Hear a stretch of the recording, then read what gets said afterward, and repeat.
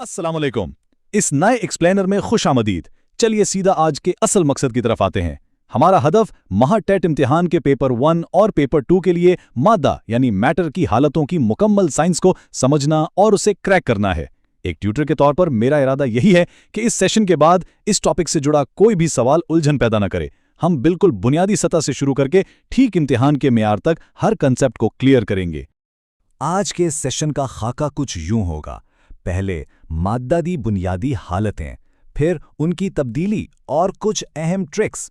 उसके बाद पेपर 1 के बुनियादी सवालात और पेपर 2 के तसव्वुराती सवालात, और आखिर में कुछ इंतहाई अहम इम्तिहानी मशवरे। चलिए शुरू करते हैं। पहला हिस्सा, मादा की बुनियादी हालतें। सबसे पहला सवाल ये पैदा होता है कि आखिर एक ठोस यानी सॉलिड चीज़ माया यानी लिक्विड या गैस से हकीकी मायनों में किस तरह मुख्तलिफ होती है। दरअसल सॉलिड की शक्ल और हजम दोनों बिल्कुल तयशुदा यानी फिक्स्ड होते हैं। लिक्विड में हजम तो तयशुदा होता है लेकिन शक्ल नहीं, और गैस की ना तो कोई तयशुदा शक्ल होती है और ना ही हजम। ये एक ऐसा बुनियादी उसूल है जो बिल्कुल जहन नशीन हो जाना चाहिए, क्योंकि आगे के तमाम सवालात इसी बुनियाद पर हल होंगे। लेकिन ठहरिए, मादा हमेशा एक ही हालत में तो नहीं रहता, ये सफ़र करता है और हरारत इन तब्दीलियों को कंट्रोल करती है। ठोस से माया बनना मेल्टिंग है, माया से गैस बनना इवेपोरेशन है, गैस का वापस माया बनना कंडेंसेशन और माया का ठोस बनना फ्रीजिंग कहलाता है।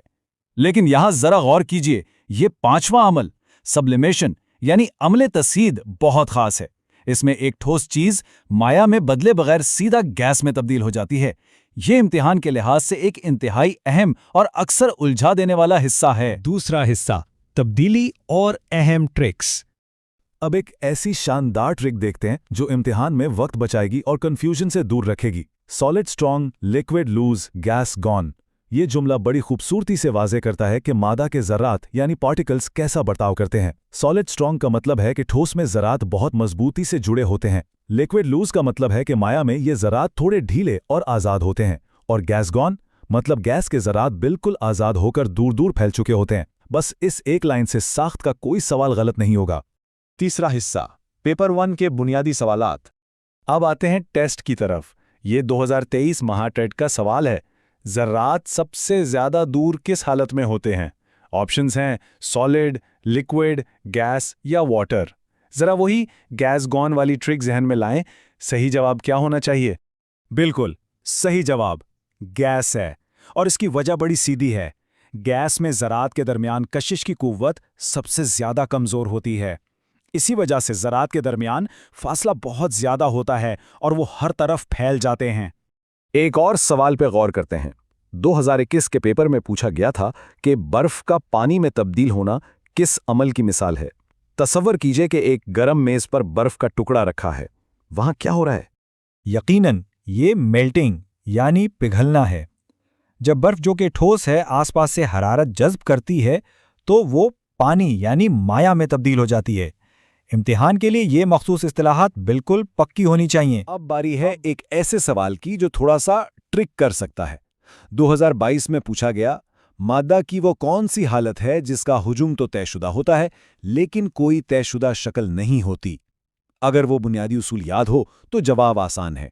अहम नुक्ता यहाँ यह है कि ठोस में शक्ल और हजम दोनों फिक्स्ड होते हैं, लेकिन माया यानी लिक्विड अपना हजम तो बरकरार रखता है, मगर इसे जिस बर्तन में डाला जाए ये उसी की शक्ल इख्तियार कर लेता है। 1 लीटर पानी हमेशा 1 लीटर रहेगा, चाहे बोतल में हो या जग में। तो ठीक जवाब माया है।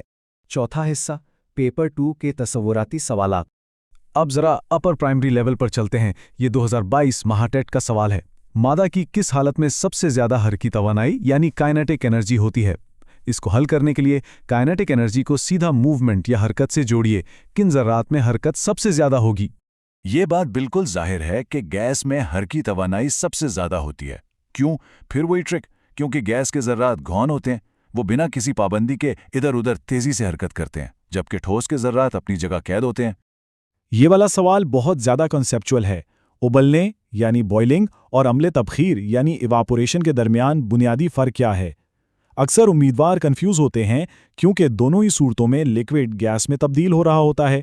इन दोनों के दरमियान फ़र्क को क्लियर करना लाजमी है, इवेपोरेशन सिर्फ सतह यानी सरफेस पर होता है और ये किसी भी दर्जा हरारत पर हो सकता है, जैसे गीले कपड़ों का सूखना। लेकिन बॉइलिंग एक मखसूस दर्जा हरारत पर, मसलन 100 डिग्री पर होता है, और ये पूरे लिक्विड के अंदर बुलबुलों की सूरत में होता है। ये एक इंतहाई ज़बरदस्त फ़र्क है।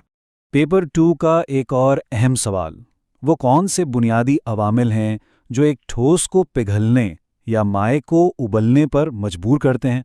आखिर वो क्या चीज़ है जो मादा को हालत बदलने का हुक्म देती है? ये असल में दो गैर मरी ताकतें हैं, दर्जा हरारत यानी टेम्परेचर और दबाव यानी प्रेशर। दर्जा हरारत बढ़ाने से ज़र्रात की हरकत तेज़ होती है और दबाव बढ़ाने से ज़र्रात करीब आ जाते हैं। यही वो दो अवामिल हैं जो मुकम्मल तौर पर फैसला करते हैं कि मैटर ठोस रहेगा, माया बनेगा या गैस। 5वां और आखिरी हिस्सा, अहम इम्तिहानी मशवरे। इस सेशन की मालूमात को इम्तहान के दिन की हिकमत अमली में बदलते हैं। पेपर 1 के लिए बुनियादी तारीफ़ों पर फोकस रखें, पेपर 2 के लिए कॉन्सेप्ट और लॉजिक पर। जब भी मैक्स एनर्जी और कंप्रेसिबिलिटी की बात आए तो सीधा गैस का इंतखाब करें, और जहां फिक्स स्ट्रक्चर और शेप हो वो यकीनन ठोस है। इन शॉर्टकट से गलती की गुंजाइश नहीं रहेगी। इस एक्सप्लेनर को ख़त्म करने से पहले एक सोचने वाली बात।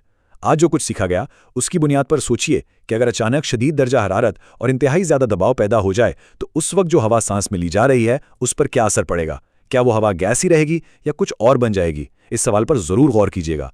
इस मालूमाती सफ़र में शामिल होने का बहुत शुक्रिया। साइंस को एक्सप्लोर करते रहिए और इम्तिहान के लिए ढेरों नेक तमन्नाएं। खुदा हाफिज़।